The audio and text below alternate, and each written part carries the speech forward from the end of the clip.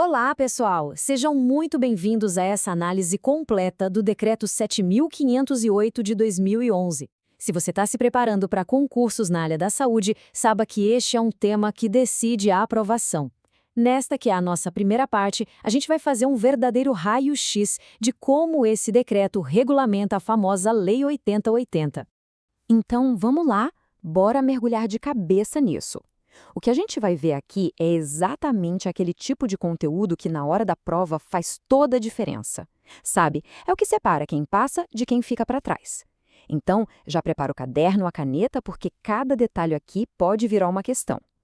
Nossa aula começa agora. Para a gente conseguir entender o decreto 7508, primeiro a gente precisa, como se diz, falar a mesma língua, né? Então, para começar, vamos decifrar os conceitos mais importantes que o decreto traz. Pensa neles como os termos-chave, a base de toda a organização do SUS e que, com certeza absoluta, vão aparecer na sua prova. Vamos começar com o primeiro e talvez o conceito mais básico de todos, região de saúde. O que é isso? De forma bem direta, como está aí na tela, é um espaço geográfico, um espaço contínuo formado por um grupo de municípios que são vizinhos. É fundamental pensar na região de saúde como o tijolo, sabe? A unidade fundamental para planejar o SUS. É a partir daí que toda a rede se organiza. Em seguida, temos o COAP. O nome completo é Contrato Organizativo da Ação Pública da Saúde. Parece complicado, né? Mas a ideia por trás é bem simples. É um acordo de colaboração.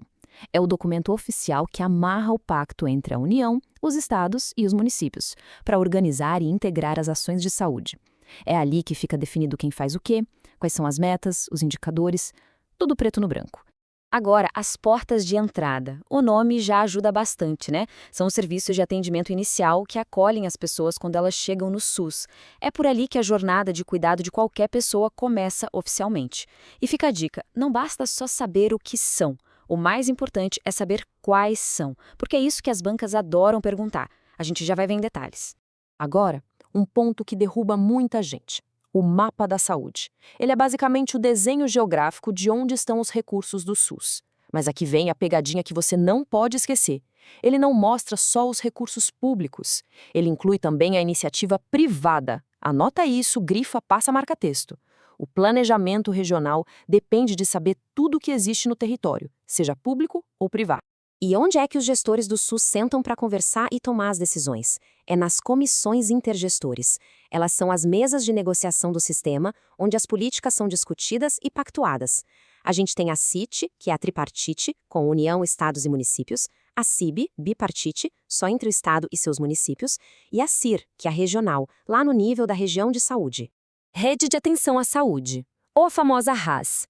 Pensa nela como uma grande teia que conecta todos os pontos de cuidado.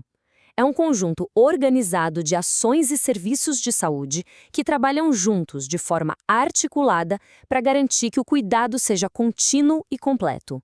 Desde a prevenção lá no postinho de saúde até um tratamento super complexo no hospital. E o que é um PCDT? Imagina um manual de instruções do SUS para tratar doenças específicas. É exatamente isso. É um documento baseado no que há de melhor na ciência, que define os critérios para diagnosticar qual o tratamento certo, quais remédios usar.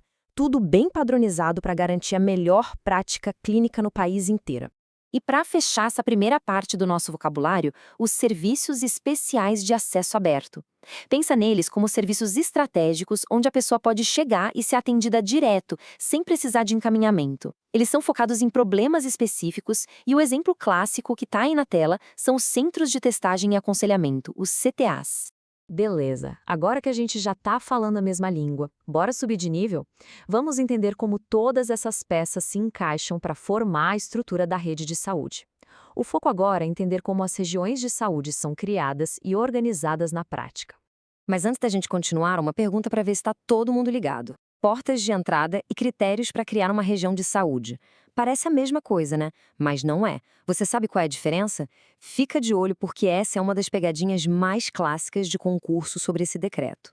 Então, aqui está o pulo do gato. Olha bem para a tela. Do lado esquerdo, a gente tem as portas de entrada do SUS. Do lado direito, os critérios mínimos para poder criar uma região de saúde. Percebe que os 3 primeiros itens são iguaizinhos? Atenção primária, urgência e emergência e atenção psicossocial. A grande diferença, o que você precisa memorizar, está no final. Para ser uma região de saúde, ela precisa ter também atenção ambulatorial especializada, hospitalar e vigilância em saúde. Isso é fundamental. Ah, e um detalhe muito importante sobre as portas de entrada. Aquela lista que a gente viu não é uma lista fechada, viu? A palavra-chave que está aí destacada na tela é poderão. Isso significa que, se tiver uma justificativa técnica e for combinado na comissão intergestores, novas portas de entrada podem sim ser criadas. O sistema é flexível. Outro ponto direto e reto para anotar e não esquecer mais. Quem é que cria as regiões de saúde? A responsabilidade é do Estado. Mas, muita atenção, o Estado não faz isso sozinho de cima para baixo. O processo tem que ser feito em articulação, ou seja, em parceria, junto com os municípios daquele território. É uma construção conjunta. Quando se vai organizar uma região de saúde, os gestores precisam definir 4 coisas essenciais, como está aí no esquema da tela. Primeiro, os limites geográficos, o mapa da região. Segundo, qual a população que vai ser atendida.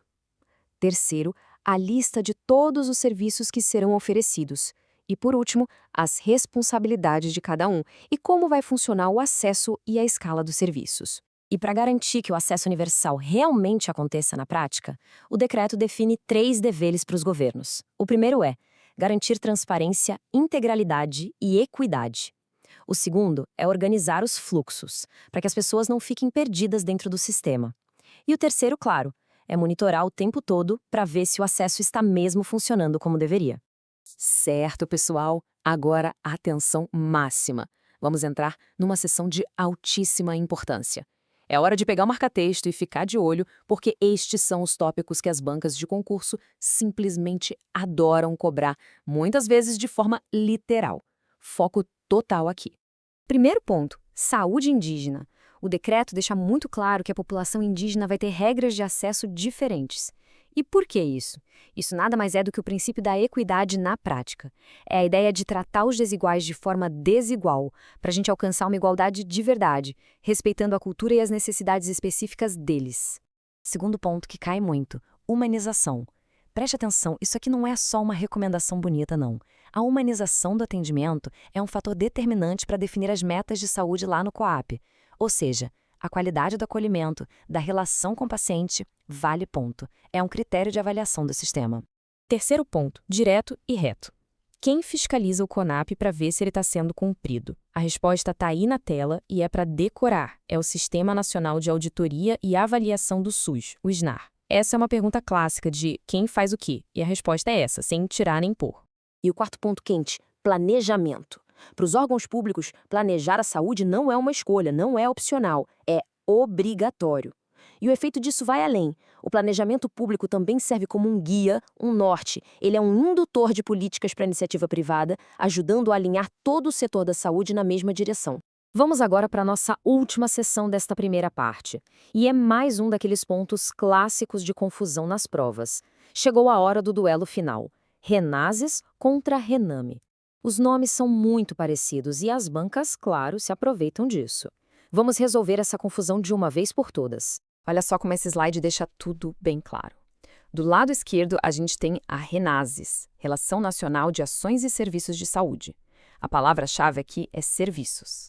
Agora olha para o lado direito, Rename, Relação Nacional de Medicamentos Essenciais. A palavra-chave, claro, é medicamentos.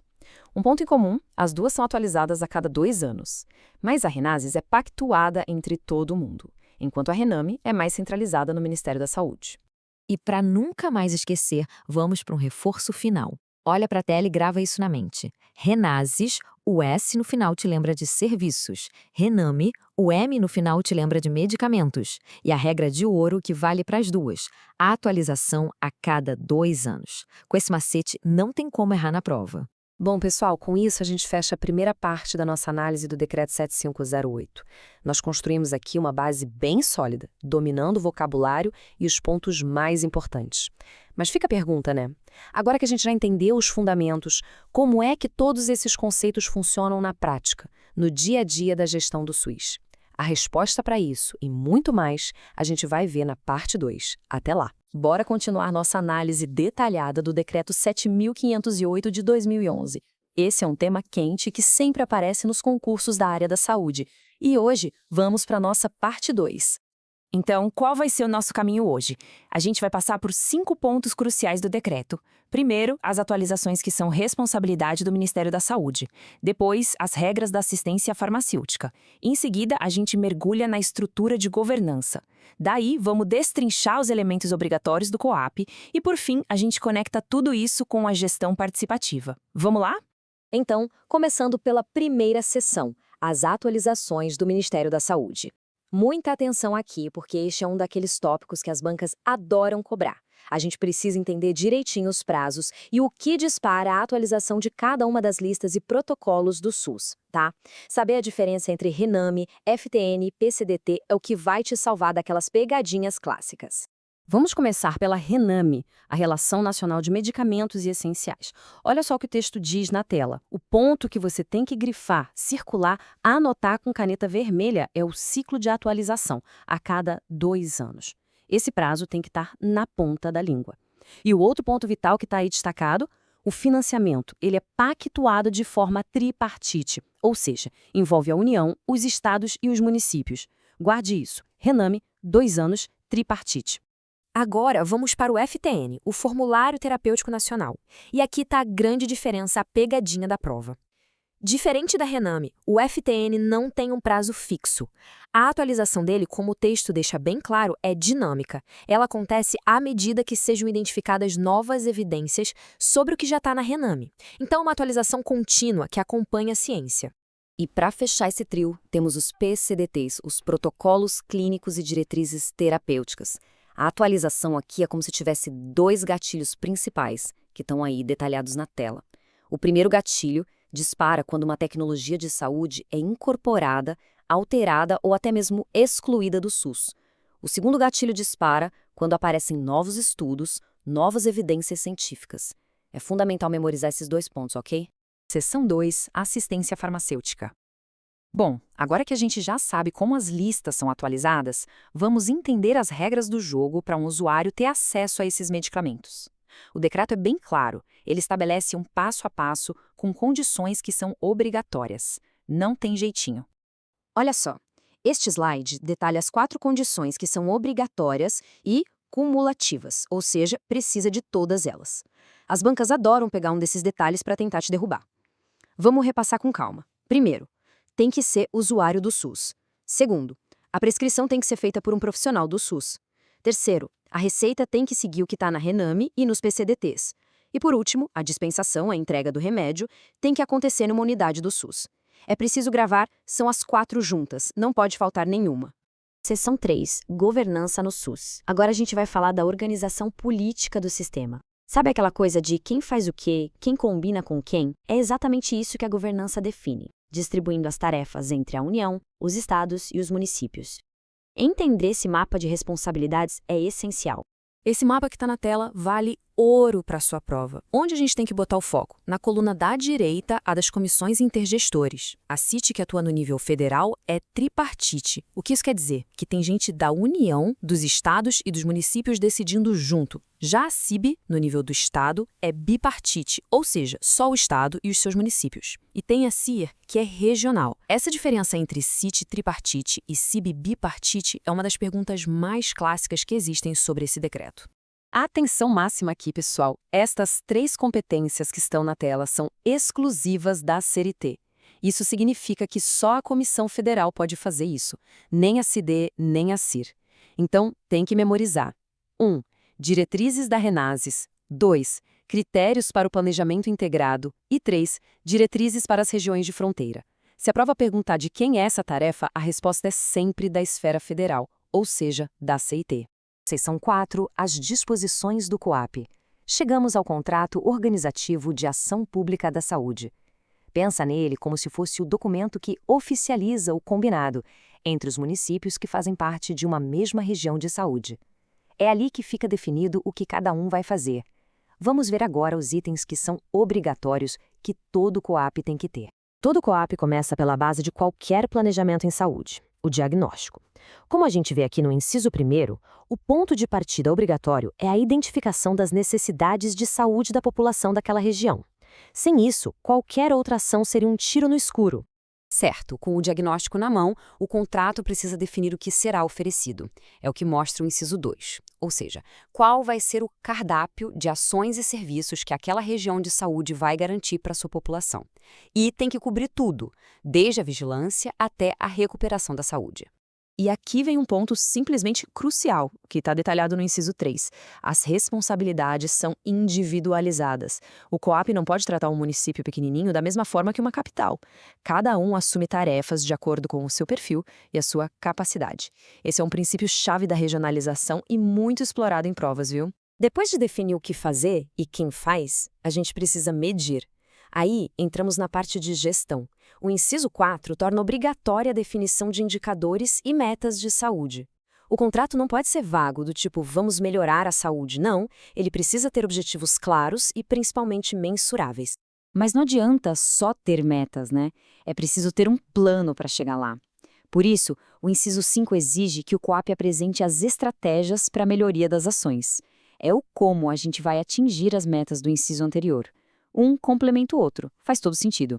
E para fechar esse ciclo de gestão, temos o inciso 6.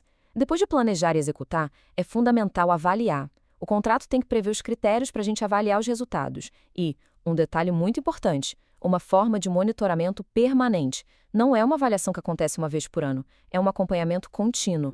Agora a gente entra na fase de alinhamento e recursos. O inciso 7 garante que o contrato não seja um documento engavetado. Ele tem que ser vivo, dinâmico. Ele obriga que tudo que for acordado se adeque sempre que a Renasces, a lista nacional, for atualizada. Isso mantém o sistema todo integrado. O COAP também precisa falar de estrutura física. O inciso 8 determina que o contrato especifique os investimentos que serão feitos na rede de serviços. Por exemplo, a construção de uma nova unidade ou a compra de equipamentos. E, claro, definindo quem é o responsável por cada parte. E, finalmente, a parte financeira. O inciso 9 fecha o ciclo, exigindo que o contrato detalhe o dinheiro que cada participante, seja União, Estado ou município, vai colocar na mesa para que tudo o que foi planejado realmente saia do papel. Fica tudo preto no branco, quem paga o quê. Seção 5, COP e gestão participativa. Para a gente fechar a nossa análise, vamos conectar o COAP com um dos princípios mais importantes do SUS, a participação da comunidade. Esse contrato não é só um documento técnico feito a portas fechadas. Ele tem a obrigação de ouvir a voz de quem usa o sistema. O decreto é bem explícito sobre isso, não deixa nenhuma margem para dúvida. O texto diz: o COAP observará as diretrizes para garantir a gestão participativa, percebe? Não é uma opção, não é se der, é uma obrigação legal. E como se garante essa participação na prática? O decreto define em 3 diretrizes centrais, que estão aí na tela. Primeira, usar a avaliação do próprio usuário para melhorar os serviços. Segunda, está sempre investigando, apurando quais são as necessidades e os interesses da população. E terceira, deixar bem claro para todo mundo quais são seus direitos e deveres. Basicamente, é transparência escutativa. E, para a gente fechar, uma reflexão final, bem no estilo de questão de concurso. A gente viu as competências que são exclusivas da CIT, de nível nacional, e vimos as disposições do COAP, que são acordos regionais. Como é que uma banca examinadora poderia criar uma questão para confundir as atribuições federais da CIT com as responsabilidades regionais do COAP? Refletir sobre isso é uma ótima maneira de revisar e fixar de vez a matéria. Agradeço a atenção de todos e bons estudos. Até a próxima!